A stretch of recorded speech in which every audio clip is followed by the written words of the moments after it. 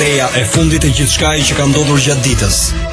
Fakte të reja, argumenta të thelluar, intervista, komente, analiza, të ftuar, lidhje të drejtë për drejta, faqet e para të gazetave dhe mediave të njohura botërore, dhe padyshim lajmet më të fundit vijnë ndryshe në Top Channel.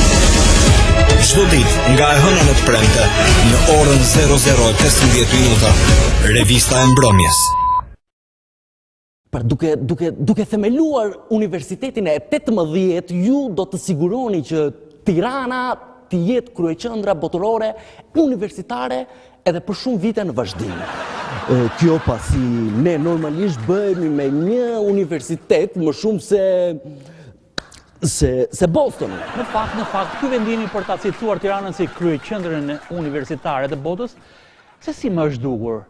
Sepse unë mendoj që cilësia duhet t'i përcaktoj gjërat edhe jo sasia. Kurse mua më kujtohet një miku im i huaj i nderuar, i cili më pati thënë se me këtë numër universitetesh që kemi ne këtu, duhet patjetër që ta bëjmë arsimin e lartë të detyruar.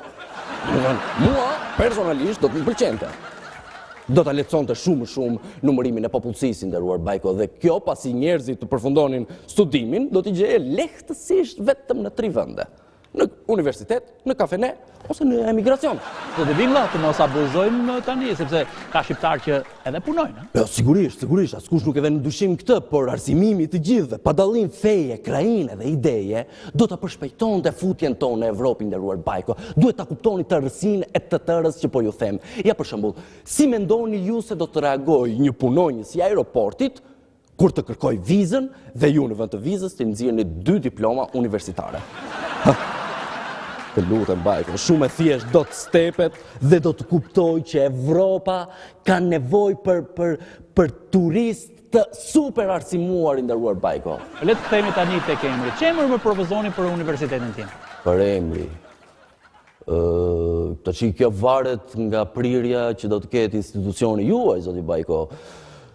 Nëse aty do të studiohet artet liberale, unë do t'i propozoja emrin në një analisti të pavarur, pra të një personi që ja vlen të vijet emri diku, të një teoricieni të thellë, të një akademiku akoma dhe më të thellë, të një aktivisti të thelluar dhe të një qytetari të zhytur. Emrin Saramon Glavingla. Nuk e mohoj që ky opsion më tërheq, por do të më lejoni që ta diskutoj këtë edhe me bordin drejtues. Po. Edhe një pyetje tjetër. Po, patjetër. Përse kjo dëshirë e shqiptarëve për t'i djegur etapat, pra për t'u hedhur direkt në të lartën pa e marrë shkollën e mesme? Shiko tani Bajko, unë them se këta individ që vazhdojnë universitetin pa patur diplomën e shkollës së mesme duhen cilësuar si pionerë të reformës në arsim. Siç e dini edhe ju, arsimi fillor po bëhet 9 vjeçar, ndërsa ai i mesëm 3 vjeçar. Këta individ kanë shkuar edhe më tej duke bërë arsimin me 2 etapa, nderuar, 12 fillore, pra dhe plus 4 shkollën e lartë. Dhe së shpejti, institucionet arsimore do ta kuptojnë lartpakësinë e atyre personave që sot ne i shohim me një lloj nënçmimi dhe do të praktikojnë pikërisht sistemin e themeluar prej tyre, pra me këtë lloj lartpamësie duke shkuar akoma dhe më tej, nderuar Bajko. Domethënë nuk e di nëse se duhet më kuptoni. E po nuk i përgjigjet pyetjes se ç'i shtyn këta individ që ta bëjnë këtë gjë. Po Bajko, kjo është shumë e thjeshtë, është fenomeni i njohur, kompleksi i gjeniut, ose përndryshe kompleksi i doganierit. Ata e shohin veten si ai gjeniu i mbyllur në shishe, Bajko, i cili po të çlirohet, do të bëjë çuditëra. Pa fund. Domethënë, ka ndodhur që këta gjenit tanë t'i kenë futur në shishe pikërisht gjatë moshës kur ata duhet të shkonin në gjimnas. Dhe kur Aladini, i cili në mitologjinë shqiptare njihet si kreu i doganave, i çliron dhe ata kapin pikërisht sensin e kohës së humbur.